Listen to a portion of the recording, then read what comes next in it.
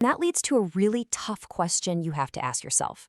And the speaker says, look, a lot of people, even super religious people, never really ask themselves this honestly.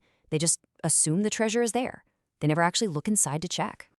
So the sermon lays out this really stark contrast. On one side, you've got this self-deceiving kind of faith, saying all the right things like Lord, Lord, doing all the outward religious stuff, but inside, nothing's changed.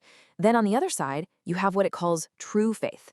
That's about an inward reality, a real love for God, and importantly, knowing that you're just dust without him.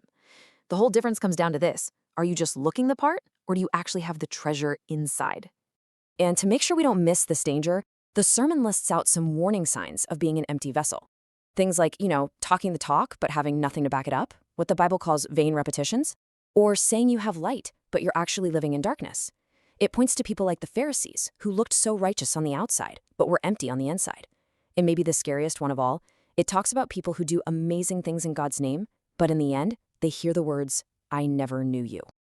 So, with this huge risk of fooling ourselves, how does the sermon wrap up?